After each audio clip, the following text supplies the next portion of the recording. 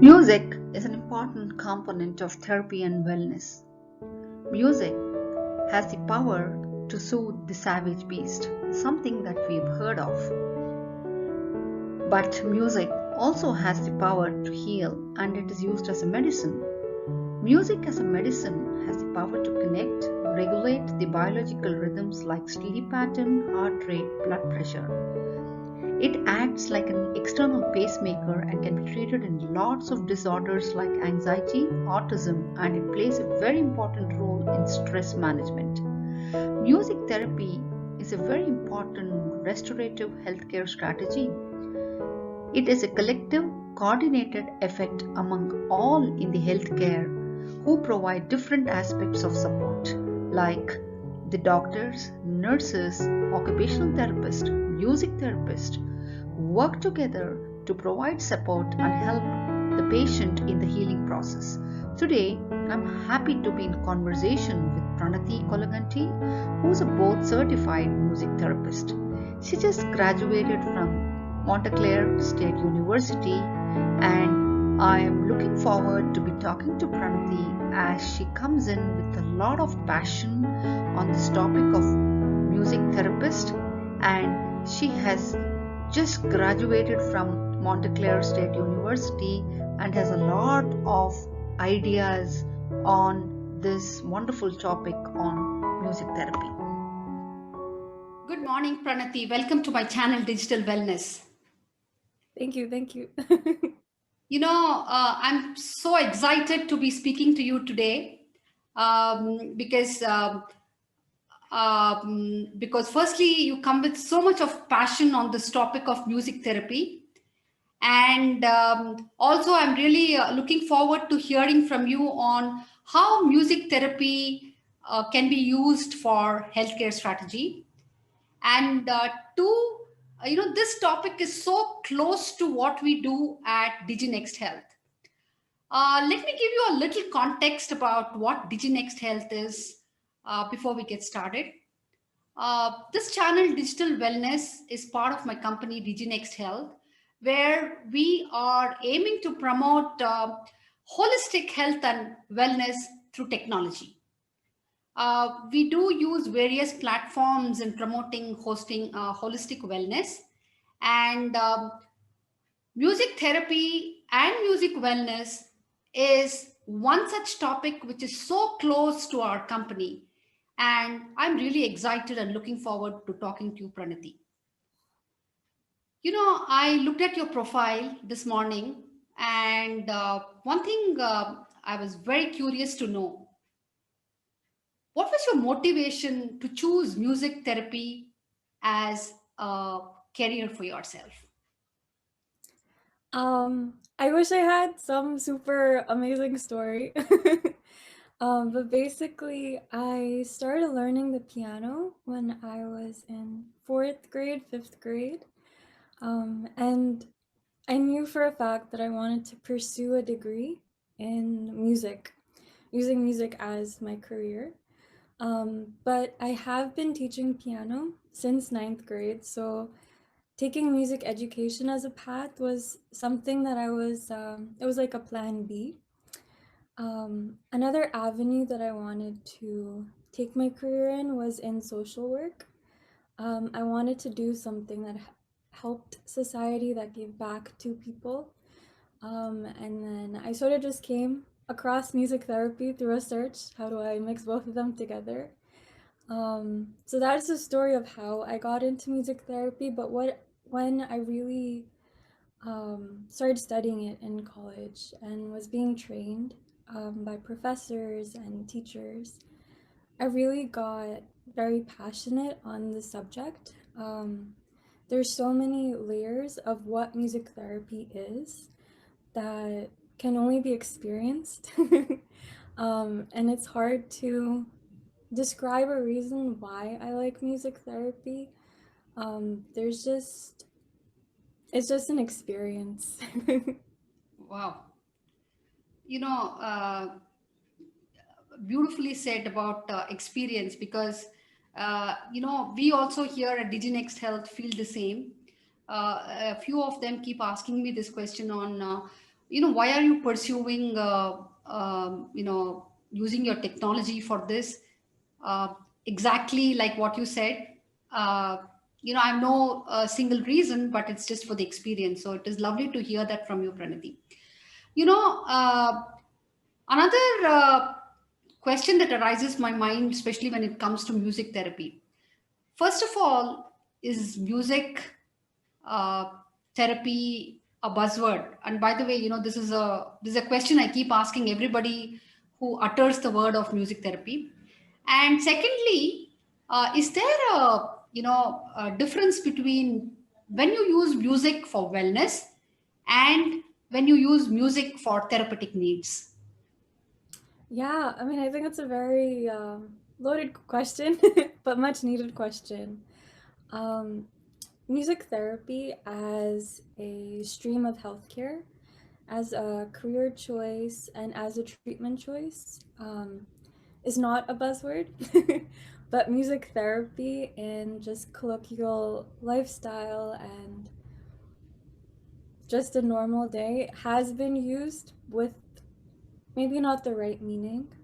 I would say that a lot of people, even on YouTube, if you type in music therapy, you get a bunch of sound bites or binaural beats or relaxation music.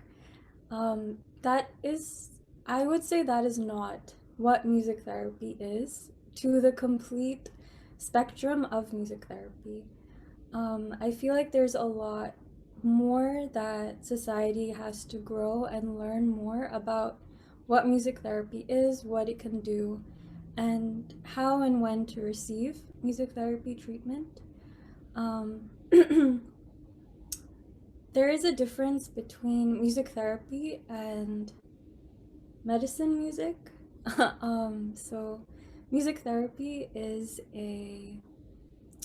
it's an all-person approach to therapy, to treatment, to understanding a client or clientele in a more holistic and um, whole-bodied way. Whereas music medicine, I feel, is more topical. So it's more about the relaxation, lowering heartbeat, um, lowering the BP or increasing BP as needed. Whereas music therapy is more to do with the actual person. So let's take an example of anxiety per se. So when someone is anxious, a person who is trained in music medicine, their go-to is to bring down the heart rate and to help relax the person, which is a very beautiful technique in a very beautiful way, but it's something that is temporary. Whereas music therapy, the focus is to dig deep into the reasonings, dig deep into the trauma, dig deep into the actual cause of the anxiety, and provide that safe space for the client to experience being anxious, experience trauma, experience the emotions, but have the safety and the space to heal from it, which is very different from what music medicine is. Okay, so that brings to my next question then. So do you have a standard methodology that you use? Because you told us that you use a kind of an intervention method, especially if you really want to dig deep to find out the reasoning behind probably the trauma or the stress. So, is there a standard methodology that you adopt, especially for an intervention medicine, medicine, especially on by the way, let me ask you a following question for that. So, is this methodology different for, say, uh, music therapists in the US and music therapists in India, or music therapists world over? Yeah, so interventions is the methodology in which music therapy is provided, and it's all based on the needs and goals of the client. So every music therapy session has some sort of therapeutic plan or a session plan that highlights what the needs of the client or clientele are, the goals from what the needs are, and then interventions, objectives are all planned according to what the client needs and what their goals are. So there are several interventions that can be used for various needs and goals. So, for example, someone on the autism spectrum, a sample goal of theirs could be to increase healthy communication. So, to help the client communicate their needs to their teacher, to their friends, to the therapist. So, that could be a goal. And the interventions are what help the goal become reality. So there are different methods of intervention. So in music therapy, some examples are songwriting, lyric analysis, movement, interventions to help with gross motor movement and fine motor movement, even sharing. So there's various interventions, but again, they're all relevant to what the goals of the client are. So let's say someone is experiencing trauma, like the example I gave with anxiety. So suppose it's trauma-induced anxiety. Some intervention that could be used to help if the goal is to um, help build healthy coping mechanisms or help decrease anxiety could be songwriting. So in songwriting, there's various ways. Some could be fill in the blank. I know I've used that in sessions where I take a song and then I delete off some lines, leave a gap for the client to then write in. So an example is there's a song called Peace Like a River. And the client I'm thinking of is a 34-year-old man who was in the psychiatric ward. He was experiencing high anxiety, suicidal ideation, and depression. So we sang through the song a couple of times and brought in the songwriting intervention portion of it. Um, I left a line blank. So the client wrote down how they're feeling, and then we sang through it a couple times. And then the next paragraph, I left a line for the client to write what they need to help with how they're feeling. So I believe he wrote that he was feeling depressed. And then in the next line, he wrote that he wanted to sleep. So that it just helps build a rapport between the therapist and client to help dive deeper into what they're experiencing. So the next session that we had, we didn't use songwriting, we used improvisational music. So he had an instrument, I had an instrument, we played through a song just off the top of our heads. And then after that session, he started to open up a bit more on what he was feeling, why he was depressed, why he was at the hospital, and what he hopes to grow from and what he needs to help grow from. Which is, again, it's very different from music medicine. Music therapy as a means, it's to build a therapeutic relationship between a client and a music therapist, but more importantly, the client and themselves. I don't know if that answered the question. No, Pranathi, you actually very well said it because you're trying to draw, there's no one set methodology per se, but you are trying to say that there are different tools that you kind of adopt to address clients' needs.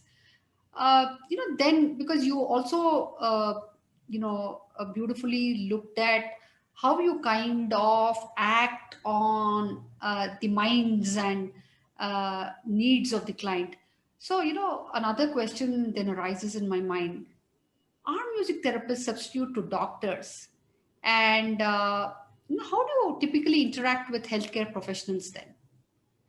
Yeah, I think it's a much needed question. I don't think music therapists replace doctors. um, I feel like everyone in the healthcare field has their own place. Because at the end of the day, healthcare is about providing the support to a person. So suppose a person comes to the hospital with cancer. You need a doctor there to actually help diagnose, to actually help provide medication. You need a nurse there to help support the client, to again help the doctor in administering medication, diagnosis, all of that. You might need a physical therapist. You might need an occupational therapist. Um, and you might also need a music therapist. Everyone in the healthcare field, I believe, provides a different sort of support and a different sort of space for the client to heal completely. Music therapy can help in what the doctor is diagnosing. For example, if a person is experiencing headache, or if a person comes in with a stroke and their left side of the body is paralyzed, that is a diagnosis of the doctor, and the doctor is administering medication. The physical therapist might come in and help move the body, to help exercise or to help stretch. A music therapist comes in to help support the um, the psychological aspect of the diagnosis as well as the physical aspect. So, like I was saying, an intervention type is movement. So, someone with a stroke, per se, using music to help engage their body, to help them connect with their body. For example, even as normal bodied people, when we have a headache or we sprain our ankle or we sprain our wrist, something gets cut, we feel really uncomfortable with our body. We want to just push it, or we just want to just wait till it gets better. Just imagine that tenfold for someone with some sort of physical challenge or physical disability, or paralysis, tenfold. So, music therapist helps a person just become familiar and connected to who they are, is my belief. So, I feel like in healthcare, there is some sort of like competition, like, oh, I can do this better than you. But at the end of the day, all we're doing is providing different aspects of support to a person. And as a music therapist, we work a lot with healthcare professionals, depending on our setting, of course. So in hospitals, you do work with doctors, you do work with nurses, you do work with other therapists. Um, and most importantly, we do work with the caregivers of the family, in helping provide that whole round experience to help a client heal. Because that is the goal at the end of the day with healthcare. No, you beautifully said about how you have this as a more coordinated effort rather, uh, with different therapists and doctors and music therapists coming together with a common goal. Uh, how do you identify that you know these are the patients probably with music therapy can heal better? So is there some identification process, or how do you get to know that these are the kind of patients that probably will respond better to music therapy? I mean, in my perfect world, everyone should have at least one music therapy session. But it's not a perfect world. um, in the US, music therapy in various states, I would say most of the states, is provided through insurance. So if it's provided with their insurance, usually doctors or physicians or even their insurance company will sort of recommend music therapy as a means of continuing treatment or supportive treatment. Um, but I feel like music therapy as a whole, it really provides a very beneficial space. So, one, we spoke about anxiety and trauma and the psychological aspects. One, we spoke about gross motor movement. Um, but even so, even just as support, a lot of times where I've led sessions, especially during my internship, it's more of having a person there. And music is such a beautiful way of connecting because people listen to music all the time, whether they're driving in the car or they're at a restaurant to listen to music or they grew up singing songs. I feel like, especially having an Indian background, music is such an important part of being Indian. With all the languages, the cultures, folk music, religious music, there's just so many avenues of listening to music and growing up with music. I feel like everyone would be benefited by music therapy, but what's more important is that the music therapy is being administered or being provided by trained professionals.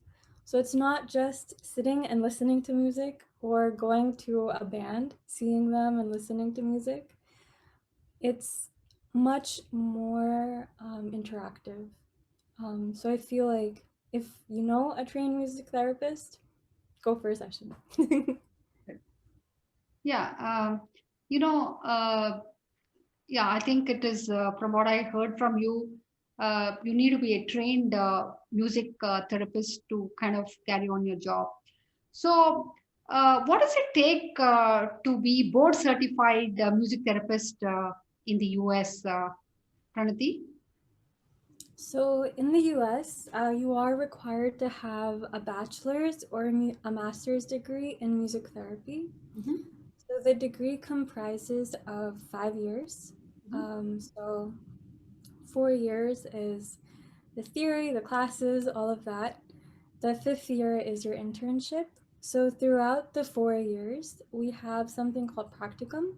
mhm, So practicum for me, it was 1 day a week for like all the semesters, where we went to a site. We were supervised by a music therapist. We observed a music therapist. We led some sessions um, alone and did all session notes, all of that. So kind of just helped build us for the field. So back to the question. So we need 4 years of a college degree, undergrad or master's degree, um, internship, and throughout the whole thing, we would have around 1,200 hours of actual clinical work. Once that's complete, and the clinical work is complete, we have to take a board certification exam. Um, After we pass the exam, we become board certified music therapists. But every year we have to get up to I think around 100 credits by the main association of music therapy in America. So that could be continuing education, there's conferences, there's various means in which we have to continue to grow our knowledge on the field, our knowledge on healthcare, our knowledge on music. Because as we all know, healthcare is always changing. There's always something new to learn, there's always something to change. So that's what it takes in the US. And I think some parts in Europe follow a similar system. right. You know, now since healthcare, is also moving a lot on the telehealth, uh, can board certified music therapists in the US, can you also kind of counsel patients in other parts of the world, Pranati? So before COVID hit, this is such a gray area. After COVID hit, we've definitely had to result to using Zoom or Google Hangouts. A lot of telehealth mediums to interact with our clients here. So I feel like it's an area that's definitely worth exploring. I don't know if it has yet been started, um, but I feel like it's a beautiful area to at least help build the advocacy to music therapy in various parts of the world. Um, so hopefully in the future, it'll definitely become a possibility. Yeah, one is technology allowing it to happen, but the other thing I'm just looking at it, is it allowed to do so from a healthcare uh, standpoint? Is it allowed that you are a board certified music therapist in the US? Can you uh, counsel, or can you work with people across the globe?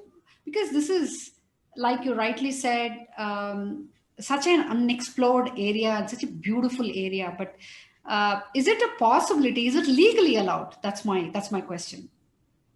I mean, I know and have like read many articles of people from the US going to India when COVID wasn't there and providing music therapy as a support for people in different backgrounds for different needs. So